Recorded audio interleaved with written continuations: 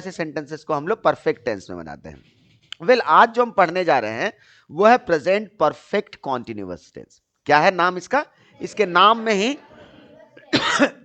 इसके नाम में ही इसका काम छिपा हुआ है, ठीक है। प्रेजेंट परफेक्ट कॉन्टिन्यूअस टेंस, इसको थोड़ा समझने की कोशिश करना। देखो, इसमें प्रेजेंट तो ये आपको बता दिया कि ये प्रेजेंट है कि पास्ट है कि फ्यूचर है, ठीक है ना। इससे मतलब नहीं है, ये तो पास्ट में भी हो सकता है और फ्यूचर में भी हो सकता है। परफेक्ट का मतलब होता है काम का प्रभाव। काम कभी भी समाप्त हुआ हो लेकिन कहने के समय तक उसका प्रभाव हो। और कॉन्टिन्यूटी का मतलब, कंटिन्यूअस का मतलब होता है इनकम्प्लीट, यानी कि काम जो है अभी अधूरा है, अभी काम पूरा नहीं हुआ है, यानी काम को हम समाप्त नहीं किए हैं। यानी एक ही टेंस में दो चीजें हैं, एक ही टेंस में दो चीजें हैं। इनको जब हम बोलते हैं या लिखते हैं तो इसके जो सेंटेंस के फॉर्मेशंस हिंदी में बनते हैं वो तीन तरह के से बनते हैं, जिसको हम लोग टाइप 1, टाइप 2 और टाइप 3 के नाम से जानते हैं। नोट करने में ज्यादा फोकस नहीं करना, पहले सीखने में फोकस करो। कंटेंट तुमको कहीं भी मिल जाएगा। I will also record and put it send it to you also.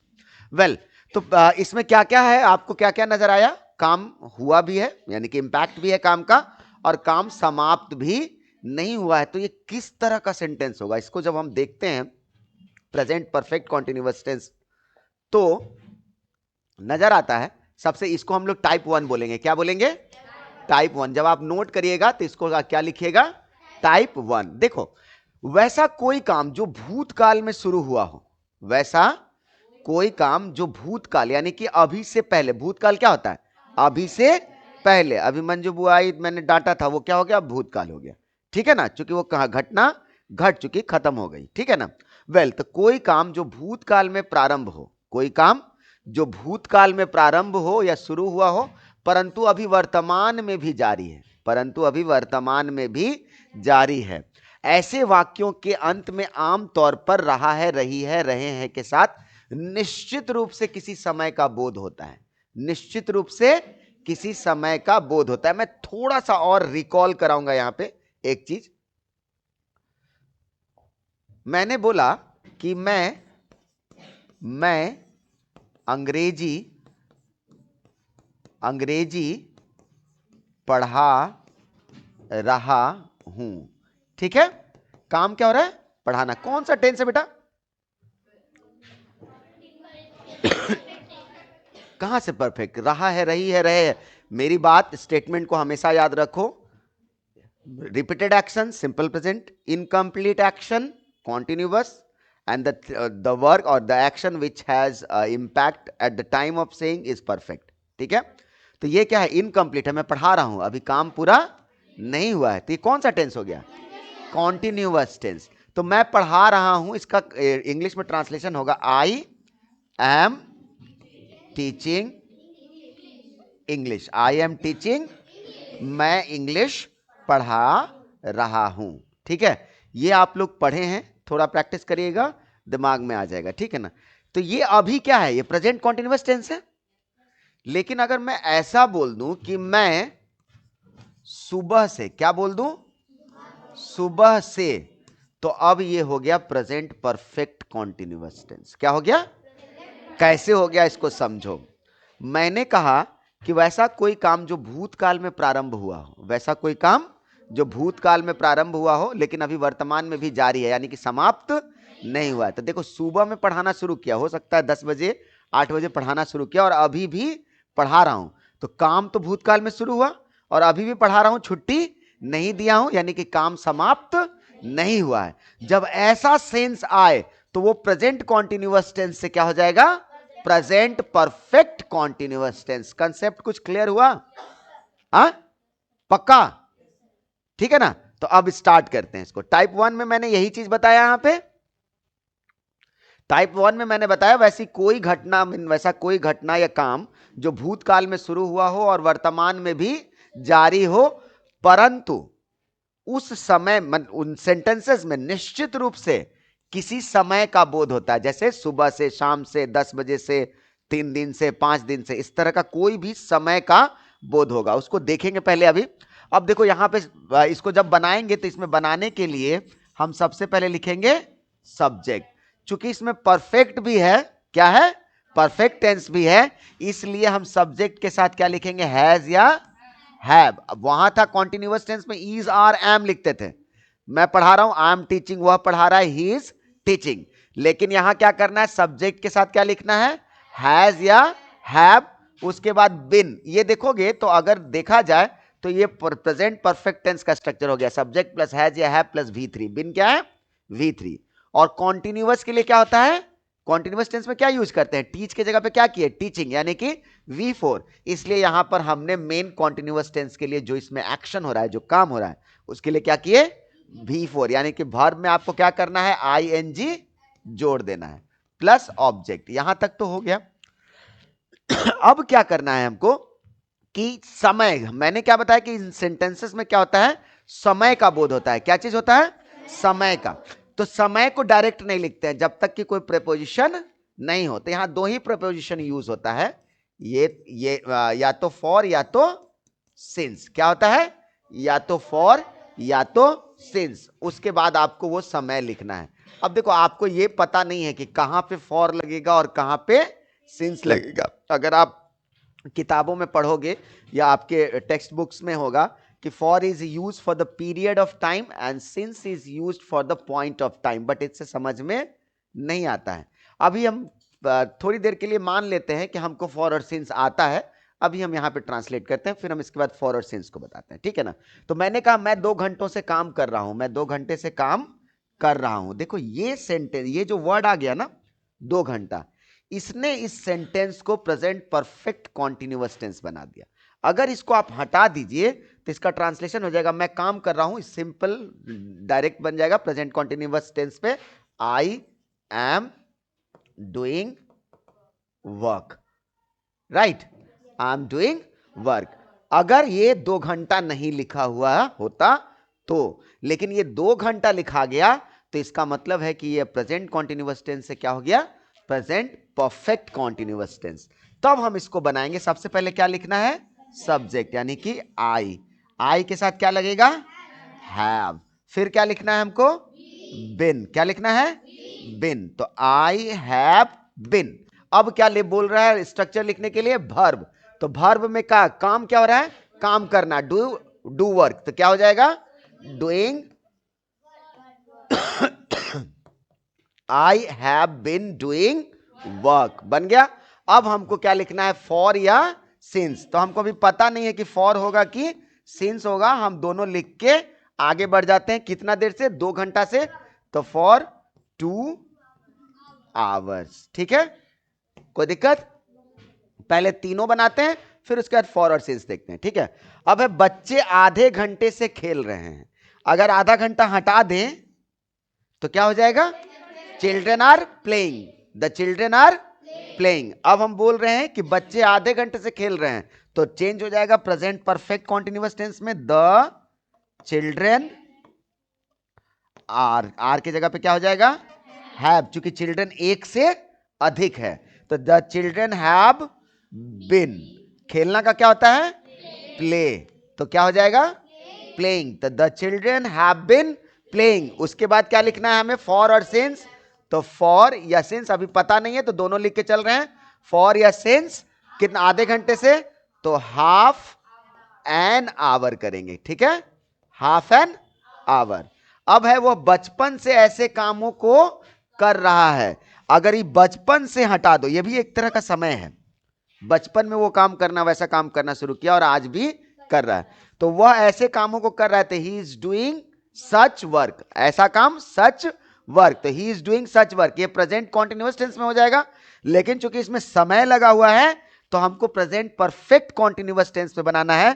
तो क्या हो जाएगा, ही के साथ क्या लगेगा, हैज, हैव नहीं लगेगा। तो ही हैज बिन, काम करना का डू होता है, तो क्या हो जाएगा, डूइंग, और ऐसे काम का हो जाएगा सच वर्क।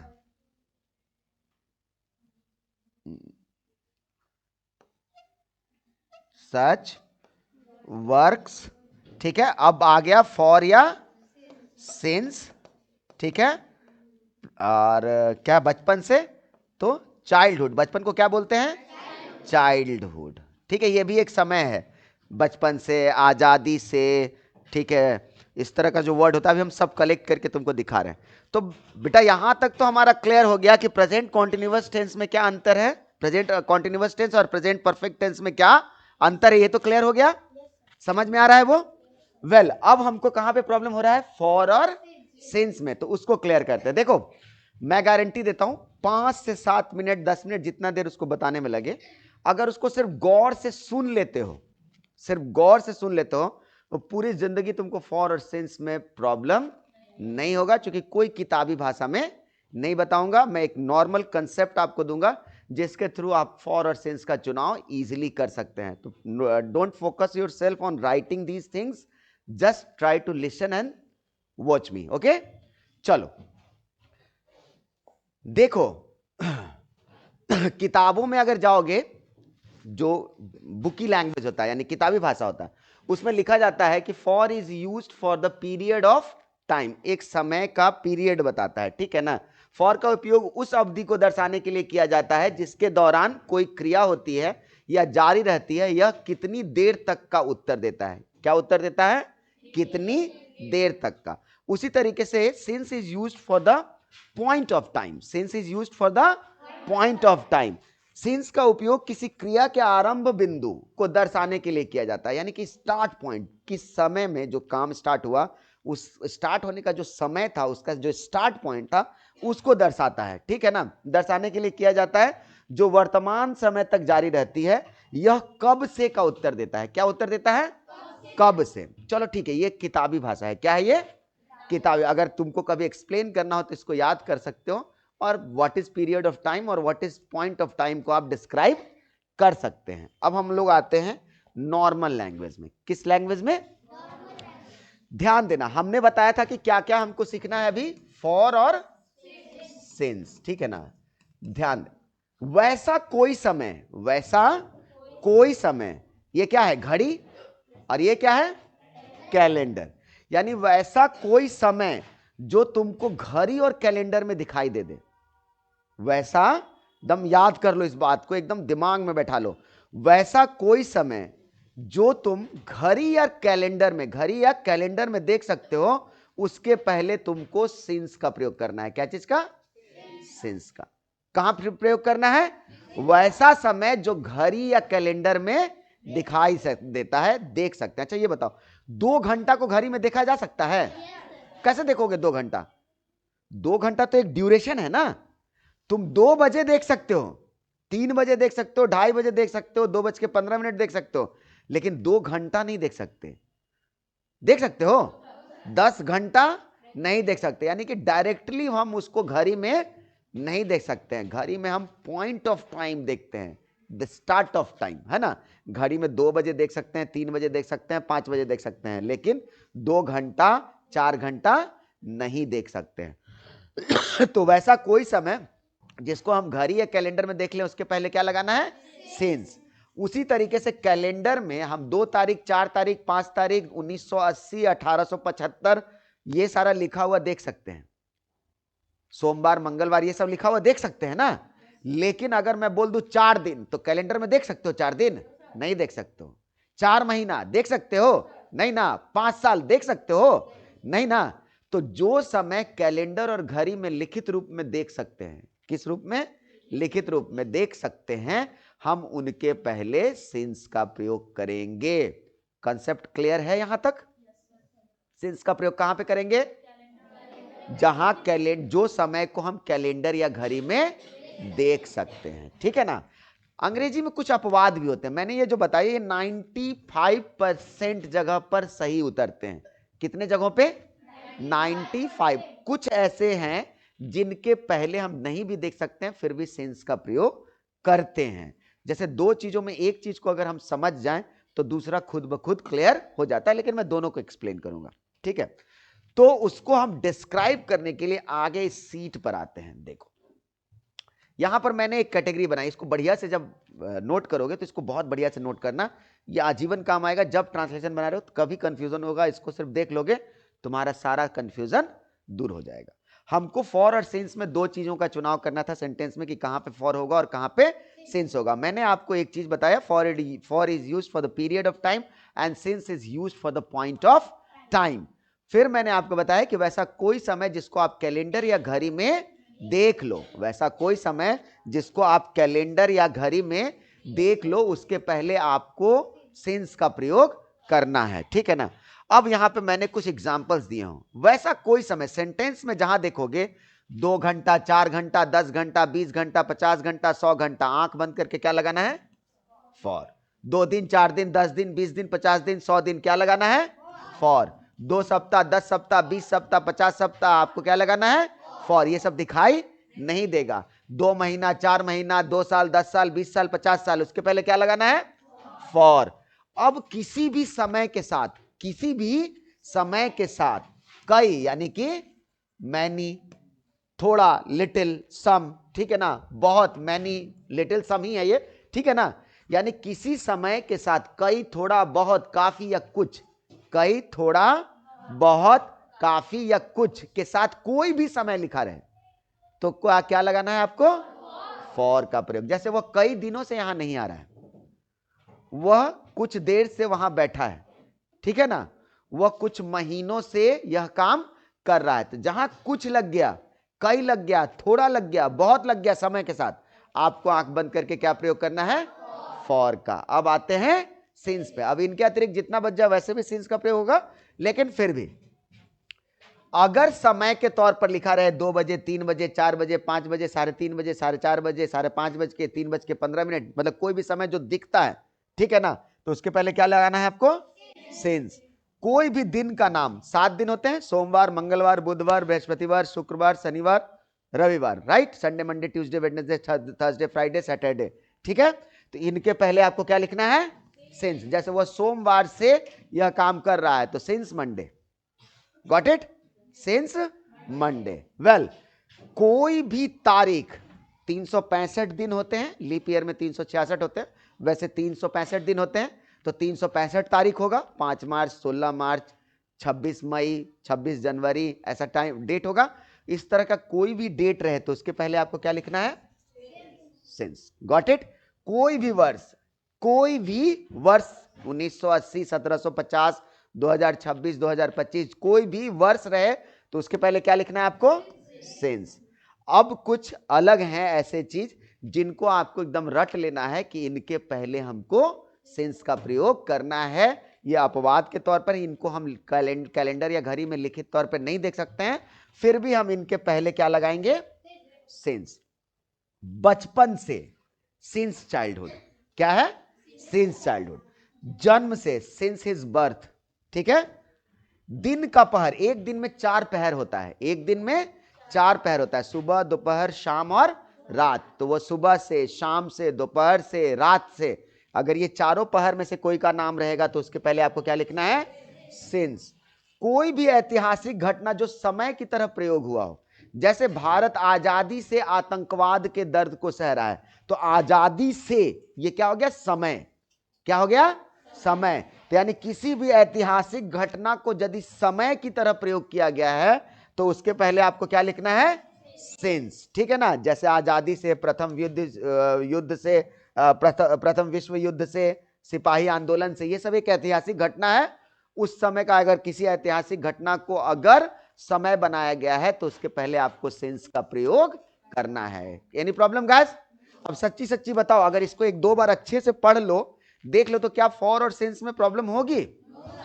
पक्का? समझ में आया? चलो अब हम लोग यहां पे करेक्ट करते हैं खुद को, जो अभी बनाए थे हम लोग, है ना। तो इसको देखते हैं। मैंने कहा था I have been doing work for और सिंस 2 आवर्स, क्या होना चाहिए? कौन कौन सिंस बोला भाई? 2 घंटा को तो घड़ी में देख नहीं सकते, तो क्या हो जाएगा? I have been doing work for 2 hours. The children have been playing very good, और he has been doing such works since. समझ में आ गया? से थैंक यू टू मी। चलो ठीक है, वेल अब आते हैं सभी सेंटेंस की तरह इसके नेगेटिव पे। किस पे आते हैं? नेगेटिव पे। ठीक है ना? जो बेसिक कंसेप्ट है वो क्लियर हो गया? पक्का? तो सबसे पहले क्या लिखना है यहां पे हम लोग को? उसके बाद हैज या हैव। अब क्या लिखना है? नॉट। चूंकि नहीं है इसलिए क्या लिखना है? नॉट प्लस बिन, फिर उसके बाद V4 यानी कि वर्ब में आईएनजी, फिर ऑब्जेक्ट, और उसके बाद फॉर या सिंस। अब हम बेहतर जान गए कहां पे फॉर लिखना है और कहां पे सिंस। उसके बाद टाइम। कोई दिक्कत? वह यहां कुछ दिनों से नहीं आ रहा है। मान के चलो ये कुछ दिनों से हटा दें तो मेरा ट्रांसलेशन हो जाएगा he is not coming here. क्या हो जाएगा translation? He is not coming here, है ना? लेकिन चूंकि इसमें क्या लगा हुआ है? कुछ दिनों से, तो हमको कैसे बनाना है? ऊपर वाला स्ट्रक्चर से, राइट? तो क्या हो जाएगा? He has been, sorry not लगेगा ना, नहीं है ना, तो he has not been coming here. अब क्या है? कुछ दिनों से, मैंने बताया था किसी भी समय के साथ कई कुछ थोड़ा लग जाए तो क्या लिखना है? फॉर। तो फॉर सम। पक्का समझ में आ रहा है? वह कुछ दिनों से नियमित रूप से कक्षा में नहीं आ रही है, रेगुलरली। ठीक है ना? कौन नहीं आ रही है? वह। तो she has not been coming, नहीं नहीं, कहां? कक्षा में। She has not been coming to the class, to the class regularly, नियमित रूप से, रेगुलरली। कहां से? कितने दिनों से? कुछ दिनों से। तो फॉर सम। कोई दिक्कत? पक्का? तो लास्ट है इसमें, हम पिछले कुछ हफ्ते से पढ़ाई नहीं कर रहे हैं। कौन नहीं कर रहे हैं? हम लोग। तो we have not been studying. ठीक है? फॉर, देखो एक काम करना, अगर लास्ट लिखा रहे, पिछला लिखा रहे ना, तो क्या कर देंगे? लास्ट वर्ड अंतिम में जोड़ देंगे, मीन साथ में जोड़ देंगे। तो फॉर लास्ट सम वीक्स। कोई दिक्कत? अब इसी तरीके से यस नो में आ जाते हैं। चलो यस नो इंटरोगेटिव यानी कि जिनका जवाब हां या ना में दिया जा सकता है। रूल हो जाएगा, सबसे पहले क्या लिखना है? हैज या हैव, फिर उसके बाद सब्जेक्ट। अगर ऐसे सेंटेंसेस में नहीं रहे तो सब्जेक्ट के तुरंत बाद क्या करना है? नॉट लिख देना है।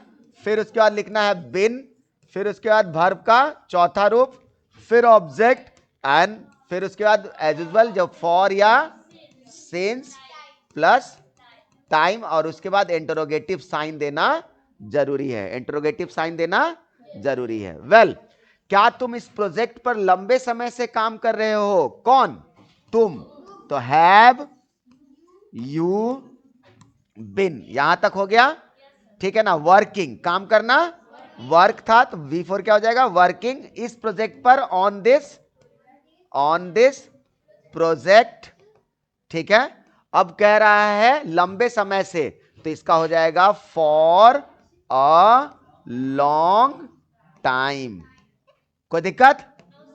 लंबा समय दिखाई नहीं देता? 2 घंटा, 4 घंटा, 2 महीना, 10 महीना, 10 साल, ऐसा दिखाई नहीं देता ना? तो क्या यूज करेंगे? फॉर। वेल, क्या वे यानी कि वे लोग 2 घंटे से डॉक्टर का इंतजार कर रहे हैं? तो हैव दे बिन, इंतजार करना, वेट, तो क्या हो जाएगा? वेटिंग। वेट के साथ फॉर का प्रयोग होता है। मैं तुम्हारा इंतजार कर रहा हूं, I am waiting for you. ठीक है ना? तो have they bin waiting for the doctor. ठीक है? कब से? 2 घंटा से। तो 2 घंटा के लिए क्या लग जाएगा? For 2 hours। ये दो फॉर देख के घबराना नहीं, ये फॉर वेट के लिए आया है, ठीक है। क्या वह 2010 ईस्वी से इस घर में रह रही है? तो has she been living in this house? कब से? कौन बोला फॉर? सिंस ना, 2010 कैलेंडर में दिखाई देता है ना, सिंस 2010। कोई दिक्कत? WH यस नो की तरह ही WH है, बस इसमें सबसे पहले क्या कर देना है? WH, फिर उसके बाद हैज या हैव प्लस सब्जेक्ट, अगर नहीं रहा तो इसके तुरंत बाद लिख देंगे, plus been plus V4 plus object, फिर उसके बाद फॉर या since, and then after time, last में इंटरोगेटिव साइन। वह लंबे समय से आपसे क्यों बात कर रही है? तो सबसे पहले तो WH लिख लिए, इसमें समय आ गया लंबे समय, तो why has she been talking to you? लंबे समय से, for a long time, for a long time. कोई दिक्कत बेटा? तुम पिछले 2 वर्षों से दिल्ली में क्या कर रहे हो? WH वर्ड क्या है? तो व्हाट हैव क्यों होगा? चूंकि सब्जेक्ट तुम है, तो व्हाट हैव यू बिन, ठीक है, डूइंग इन दिल्ली? कब से? 2 वर्षों से, फॉर 2 years। सही में समझ में आ रहा है ना तुम लोगों को? वह पिछले सोमवार से कौन सी किताब पढ़ रहे हैं? तो विच बुक, क्या हो जाएगा? Which book. कौन? वह, तो हैज ही बिन रीडिंग? कब से? सोमवार से, तो सिंस, चूंकि पिछला लगा हुआ है तो इसमें क्या करेंगे? Last Monday. कोई दिक्कत? हाँ बेटा, पिछला है, कहां लिखा? अच्छा इसमें, हाँ, तो जहां भी पिछला रहेगा वहां पे क्या करेंगे? लास्ट लिख देंगे, ठीक है। कोई दिक्कत?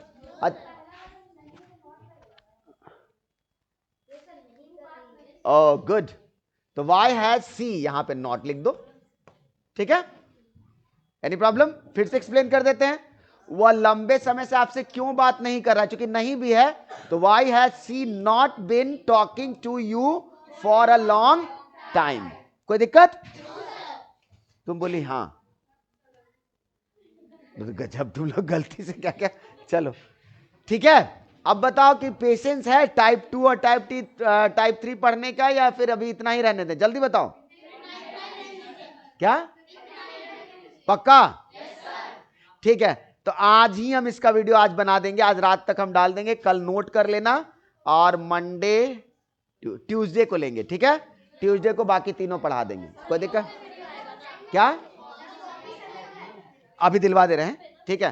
तब तक तुम लोग किसी कागज पे नोट कर लो। अच्छा, हम लिख के व्हाट्सएप ग्रुप पे डाल दें ट्रांसलेशन बनाने के लिए?